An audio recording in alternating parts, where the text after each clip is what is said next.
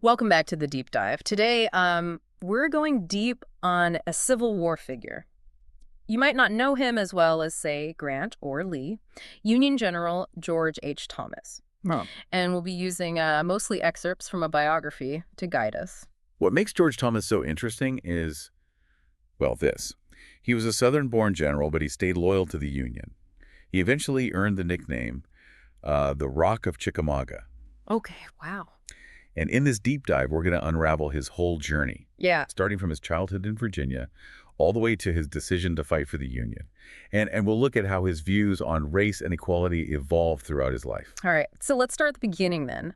Born in Southampton County, Virginia, right? Grew up on a 438-acre farm. Yeah. His family owned 9 slaves when he was born. Mhm. And, they were doing pretty well. By the time George was 13, the family owned 685 acres. Wow. And 24 slaves, Huh. which puts them among the wealthiest 10% of white families in that county.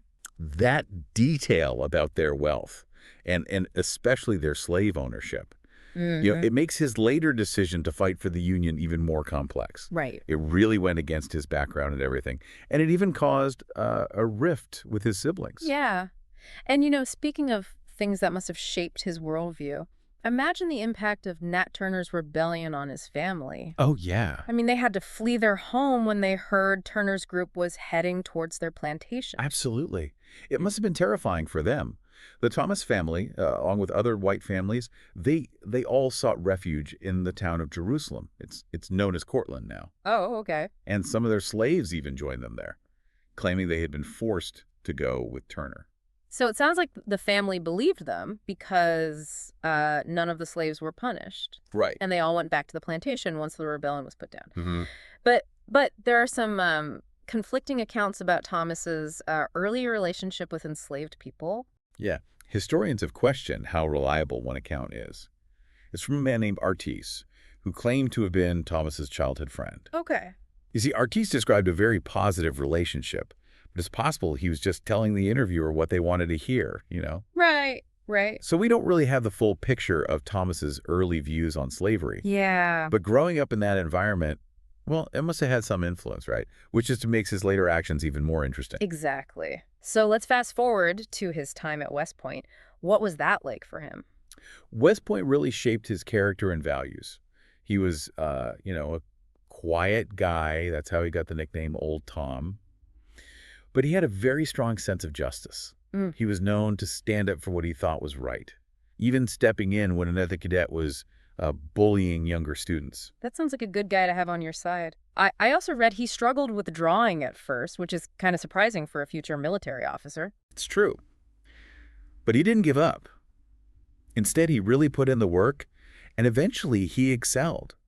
He even surpassed many of his peers. Wow. That kind of dedication would really become a hallmark of his career. At West Point, he got experience in artillery and cavalry and even participated in campaigns against the Seminole Indians down in Florida. So it seems he was building a solid foundation for his military career there. Absolutely. Yeah. Those experiences gave him some valuable field experience and a taste of, the real challenges of warfare.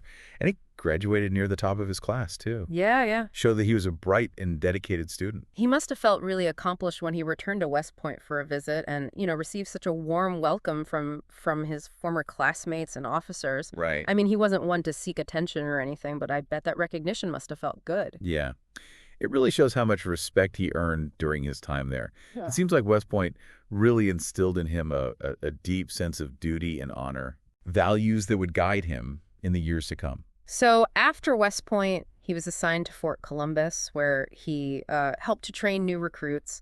It doesn't seem like he was interested in politics at this point, just totally focused on his military career. That's a key point, because it suggests he wasn't motivated by ambition or a desire for fame. Right. He was really focused on duty and service, and we're going to see that throughout his whole story. So let's talk about his experience in the Mexican-American War, where he saw his first real combat.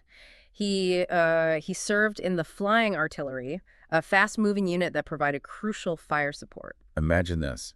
They had these cannons that were light enough to be deployed really close to the front lines. Wow. It was a very dangerous but prestigious assignment. And during the siege of Fort Texas, he got his first taste of being under enemy fire. I spent a lot of time sheltering in those bomb-proofs as the Mexican artillery bombarded the fort. Even though the Mexican artillery was mostly ineffective because the fort was almost empty, it must have been a very nerve-wracking experience for him. Knowing his, later reputation for caution, do you think maybe this experience shaped how he approached warfare? That's an interesting thought. I mean, it wouldn't be surprising, right, if that experience made him more aware of the dangers of battle and the importance of planning everything out carefully.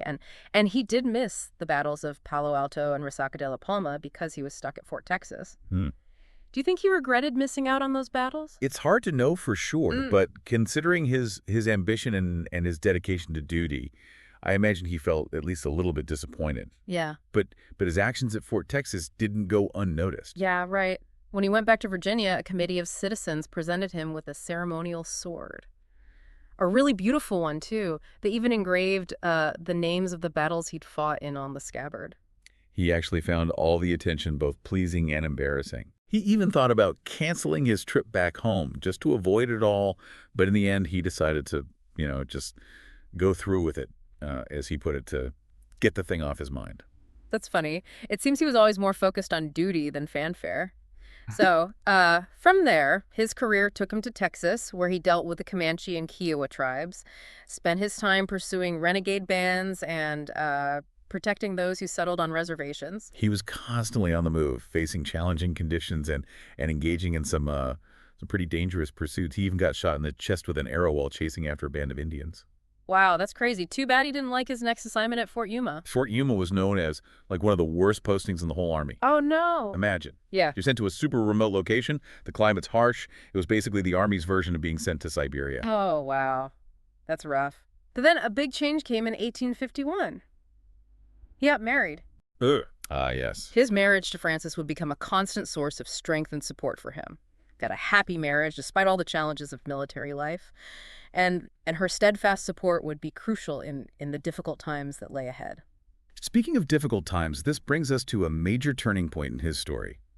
The looming Civil War and his decision to stay loyal to the Union. And remember, he was a Virginian, born and bred. Exactly. Choosing to side with the Union. I mean, that went against the grain for almost everyone in his social circle. His siblings actually cut ties with him because of it. Wow. It was a decision with serious consequences. And it really shows his character. He believed in upholding the law and his duty to the United States above all else. He even applied for a position at VMI, but not because he wanted to join the Confederacy. It seems like he thought a back injury would prevent him from continuing his military service. So this brings up a crucial point. He wasn't an abolitionist, right? He believed in the Union and in his oath. It was about principle for him, not ideology. And it's important to note that his wife, Frances, who was from the North, she supported his decision completely without trying to sway him one way or the other. That really highlights the internal conflict he must have faced. Choosing his duty to his country over his loyalty to his home state. What a difficult decision. Absolutely. Yeah. It was a decision that would have a profound impact on his life and the course of the war. So let's talk about his Civil War service then. He earned a reputation as a strict but fair disciplinarian. There's a story about a shoemaker selling whiskey to the troops illegally. When Thomas found out, he made sure the shoemaker faced the consequences. It shows his commitment to order and discipline.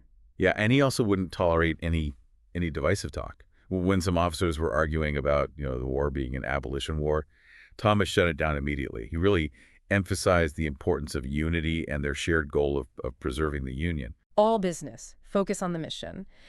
And this focus on preparation and discipline really showed at the Battle of Mill Springs. His leadership was truly put to the test there. His ability to assess his soldiers' capabilities and use them effectively was key to their victory in Mill Springs. He knew which units were reliable and which weren't, and he deployed them strategically, led to a decisive Union win. But despite his success on the battlefield, there were also political challenges, right? He had to kind of mediate between the cautious military leaders and those who wanted more aggressive action. Right. And then there was that whole controversy about him refusing to take command from General Buell at Louisville. Yeah, that incident, along with his decision not to rush to Buell's aid at the Battle of Perryville, well, those things would come back to haunt him later on in his career. Some saw it as insubordination. Others viewed it as as a principled stand against what he saw as poor leadership. It seems like he was always willing to stand up for what he believed was right, even if it meant, challenging his superiors. That sense of duty really comes across in his actions. Absolutely. He wasn't afraid to make tough calls, even if they were unpopular. Hmm. And while those actions might have hurt his chances of getting promoted, they also earned him the respect of many of his soldiers. And there's that story about the officer who stole a horse from Union loyalists. Oh, yeah. Thomas was furious when he found out, and he made sure the officer was held accountable. That shows how his commitment to fairness extended beyond just the military. Right. He believed in protecting civilians, especially those loyal to the Union. And then there's the Battle of Stones River. His leadership was absolutely crucial in holding the Union line together during that initial Confederate assault. Yeah, his leadership during those crucial hours really cemented his reputation as the Rock of Chickamauga. Hmm. Imagine the Confederate assault was fierce, but Thomas remained calm and resolute, and he really inspired his troops to hold their ground.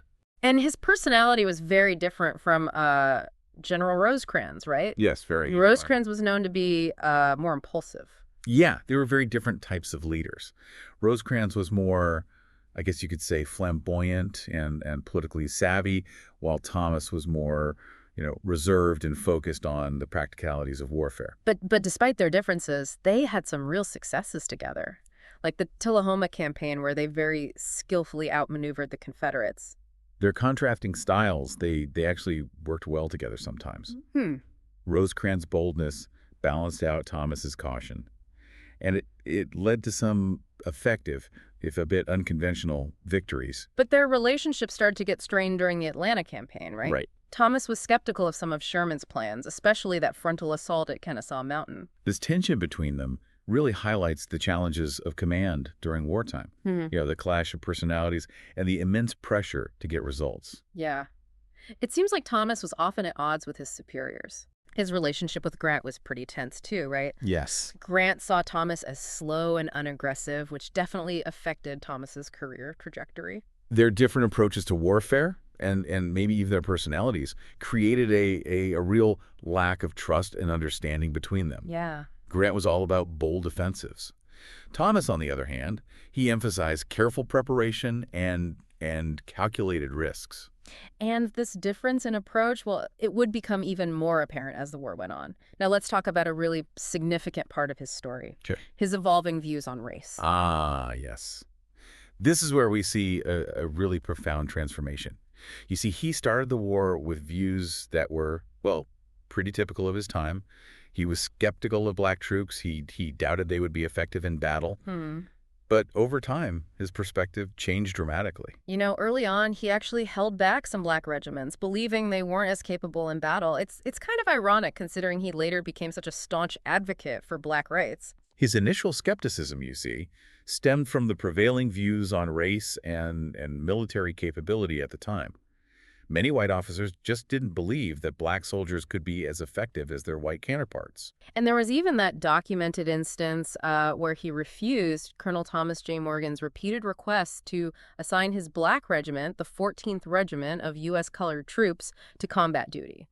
Instead, Thomas thought they were better suited for labor tasks. It must have been frustrating for those black soldiers, eager to fight for their freedom, but then being relegated to support roles. Right. And it's important to remember that this wasn't just about Thomas's personal views. Right. He was also operating within a military structure and a larger political context that often limited what roles black soldiers could have. So what were the factors then that contributed to his changing views? Was it just like seeing their bravery in battle? Well, the sheer scale of the war and the need for manpower definitely played a role. As the conflict dragged on, the Union Army had to rely more and more on black soldiers to fill its ranks. Yeah. Their contributions became way too significant to just ignore. And as he interacted more with black troops, seeing their discipline and dedication firsthand, Right. he started to challenge his own assumptions. Exactly. He saw their commitment to the Union, their willingness to fight and die for a country that still denied them basic rights. Do you think his wife, Frances, who was a staunch abolitionist, might have influenced his views too? Well, while she maintained that she didn't try to influence his decision to stay loyal to the Union, It is possible that their conversations and her unwavering stance against slavery did have some impact. Hmm. It's really interesting to see how personal experiences and societal changes and political events all kind of combine to change his perspective on race and equality. His evolution is a testament to his capacity for growth and his willingness to challenge his own beliefs. It's also a powerful reminder that even those who start with prejudiced views can change. Yeah. His story shows us that personal transformation can lead to broader societal progress. Absolutely. And this transformation was so evident in his actions during Reconstruction Yes. when he became a fierce defender of Black rights. He went above and beyond simply following orders. Yeah. He actively worked to protect Black voters from intimidation and violence, Yeah. and he advocated for their economic and social advancement. And there's that striking example, right? Right. When he defied President Johnson's orders about how to treat former Confederate soldiers who had been violent toward Black people. Right. Thomas believed they should be held accountable no matter what, regardless of their previous allegiance. This shows how deeply he cared about justice and equality. He understood that true reconciliation, well, it required accountability for past wrongs and protection for the newly freed Black population. He also took a strong stance against the Ku Klux Klan. He recognized them as a threat to Black communities and worked to suppress their activities. Right. And in his 1868 report, he even expressed frustration with the resistance to racial equality in the South. He wrote, "The controlling cause of the unsettled condition of affairs in the department is that the greatest efforts made by the defeated insurgents since the close of the war have been to promulgate the idea that the cause of liberty, justice, humanity, equality, and all the calendar of the virtues of freedom suffered violence and wrong when the effort for Southern independence failed." Those are powerful words. Yeah. They reveal his growing disillusionment with the South's unwillingness to accept the outcome of the war and grant basic rights to Black citizens. He really recognized that true peace and reconciliation required a fundamental change in people's attitudes and behaviors. His commitment to racial justice wasn't limited to military matters either. He actively encouraged the work of the Freedmen's Bureau, which provided such essential support to former slaves. He saw the Bureau as crucial to helping Black people transition to freedom and build new lives for themselves. He also advocated for, fair labor practices and urged white Southerners to treat Black workers with respect and dignity. It's clear that his experiences during the war, particularly his interactions with Black soldiers, had a profound impact on him. He came out of the war with a newfound commitment to racial justice, and that shaped his actions for the rest of his career. His story is a testament to the transformative power of experience and to the potential for individuals to evolve and embrace new perspectives. Yeah. It's also a reminder that, the fight for equality is an ongoing one. Right. It requires constant vigilance and a willingness to challenge injustice wherever it exists. That being said, it's important to remember that his journey wasn't without, complexities and contradictions. Right. He wasn't a perfect advocate for racial justice, Right. and his actions sometimes reflected the limitations of his own understanding. That's true. Yeah. While he championed the rights of Black people, he also had moments of frustration and anger with them. He sometimes struggled to reconcile his belief in their inherent equality with their struggles and setbacks. It's a good reminder that even those who strive for justice and equality are products of their environment. They carry biases and limitations from their upbringing. His story isn't about hero worship.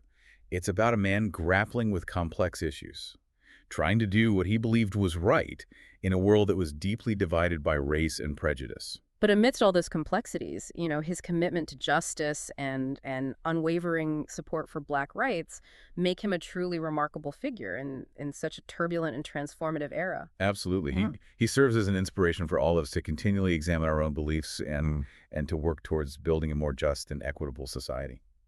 So let's move on to the final chapter of his life. Okay. His later career and the legacy he left behind. So he continued to serve in the Army after the war, holding key commands and playing a role in the ongoing challenges of Reconstruction. His final posting took him far from the battlefields of the Civil War. In 1869, he was assigned command of the Department of the Pacific, a vast territory that included the West Coast and even Alaska. That must have felt like a world away from the pressures of wartime command and the contentious political landscape of Reconstruction. He embraced this new challenge with his typical diligence, overseeing military operations, and he even traveled to Alaska to familiarize himself with the territory. It sounds like he really enjoyed this period. Like he found some respite from all the political battles that had consumed him in recent years. He was definitely struck by the vastness and beauty of Alaska. Hmm. He even sent Colin walrus bone samples back to the Smithsonian Institution. That's amazing. It shows that his curiosity, went beyond just military matters. But even in this, more tranquil setting, controversy still managed to find him. You're talking about that 1870 letter in the New York Tribune, right? Yeah, the one that criticized his generalship during the Nashville campaign. Right. And it suggested that General Schofield, his former subordinate, deserved more credit for the victory. Yes, that's the one. It must have really hurt him, especially since he believed Schofield was behind the accusations. It definitely highlights the ongoing tensions and rivalries within the Army, even after the war had ended. Yeah. And it shows how much Thomas cared about his reputation. It seems like this controversy really weighed heavily on him during his final months. His health declined, and then he suffered a stroke while working in San Francisco. Hmm? He died a few days later on March 8th, 1870. He was only 53 years old. His death really shocked the nation. Yeah. He was mourned as a hero, Yeah. a symbol of Union victory and unwavering loyalty. His funeral was a huge affair with President Grant and other dignitaries there. He was buried in Troy, New York, in his wife's family plot. But despite the initial outpouring of grief and all the accolades, his fame faded pretty quickly. He became a largely forgotten figure in American history, kind of overshadowed by other more charismatic generals. Yeah, his obscurity is especially noticeable in the South, where, his decision to fight for the Union and his advocacy for black rights, well, made him a very controversial figure. In the decades after the war, the lost cause narrative really took hold, romanticizing the Confederacy and downplaying the role of slavery. And this narrative, it really erased Southern Unionists like Thomas from the popular memory of the war. And even in the North, his reputation suffered as historians focused more on, more dramatic and politically significant figures like Grant and Sherman and Sheridan. His quiet demeanor, his lack of, I guess, self-promotion and his tendency to avoid politics, well, it probably all contributed to his fading fame. But in recent years, there has been a renewed interest in his life and career. As historians are starting to reevaluate the complexities of the Civil War and shine a light on those who have been overlooked. His story reminds us that history is rarely simple. Right. It's full of nuanced characters who defy easy categorization and challenge our assumptions. He was definitely a man of contradictions, Yeah. shaped by the prejudices of his time, Mm. yet capable of such profound growth and transformation. He was a skilled soldier, a dedicated leader, and a champion for justice and equality. And his story is one that continues to resonate today, as we grapple with the legacies of slavery and racism and try to create a more just and equitable society. So what can we learn then from the life and career of General George H. Thomas? His journey prompts us to consider the complexities of loyalty and the challenges of leadership and the transformative power of experience. Mm-hmm. It compels us to confront our own biases and recognize that personal transformation can lead to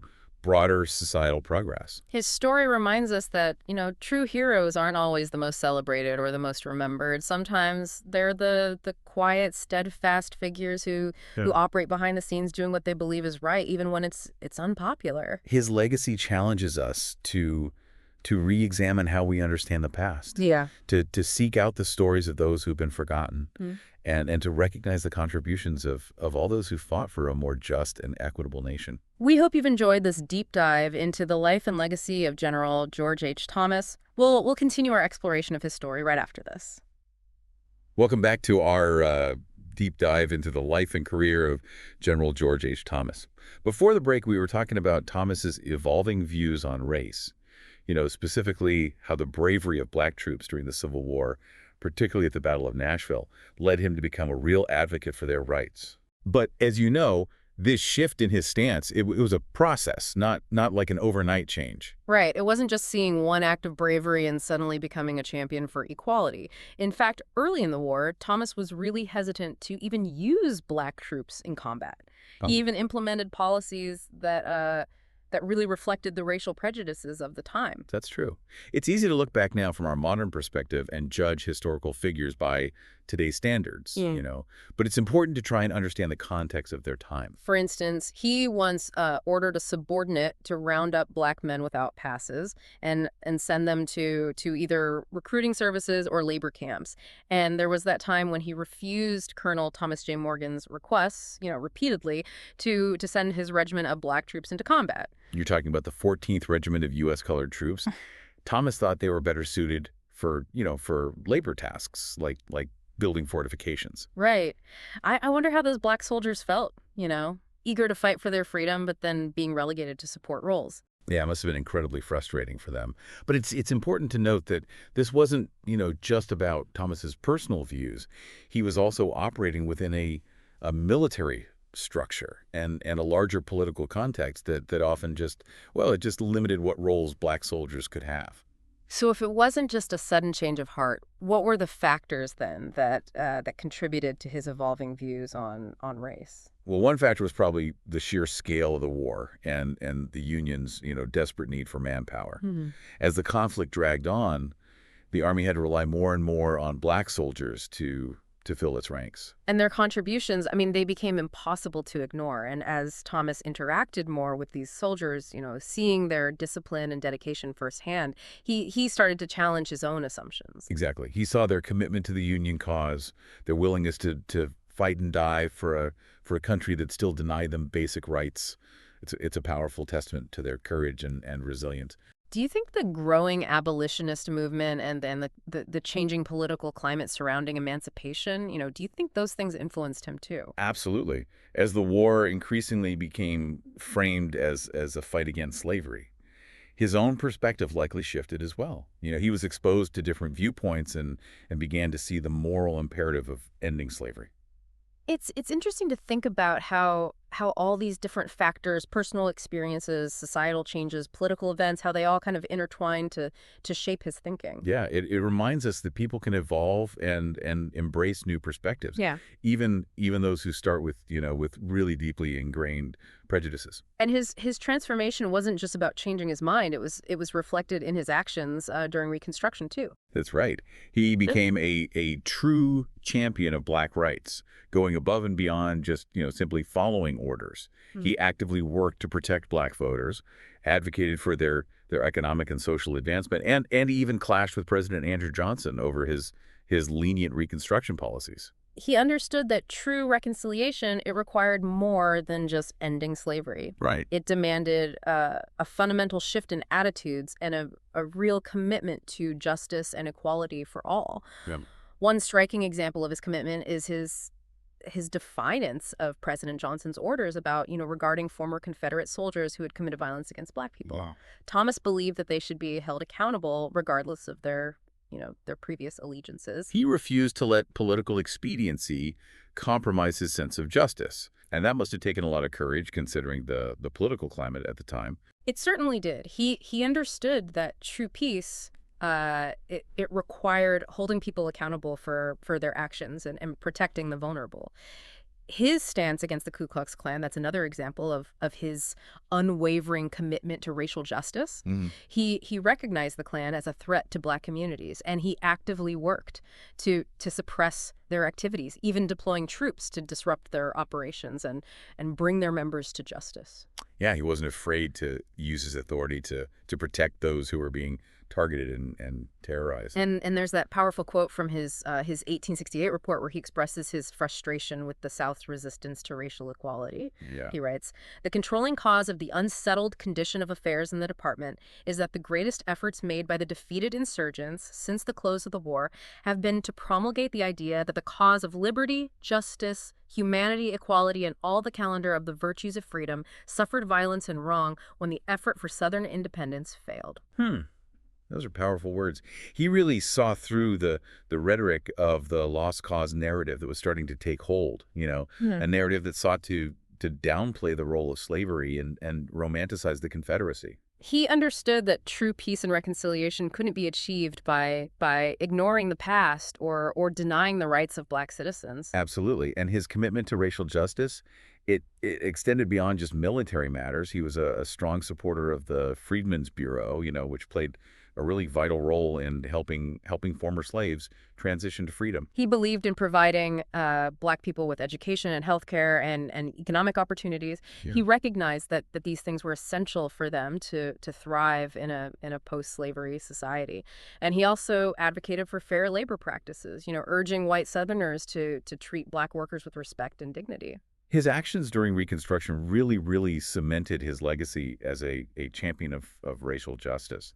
He used his position and influence to fight for equality and opportunity for Black Americans. But even with all this, it's important to remember that he wasn't, a perfect advocate. Right. He still operated within the limitations of his time and sometimes struggled to reconcile his belief in equality with the realities of a society that was, still so deeply divided by race. That's an important point. It's crucial to acknowledge that even those who fight for justice and equality can be flawed and hold, contradictory views. Mm. We shouldn't try to shy away from these complexities. His story reminds us that progress isn't always, linear, and that even those who strive for a better world carry with them the biases and limitations of their upbringing. It's a nuanced and thought-provoking aspect of his legacy. Yeah. He was a man trying to do what he believed was right in a world that was struggling with immense change and deep-seated prejudice. But,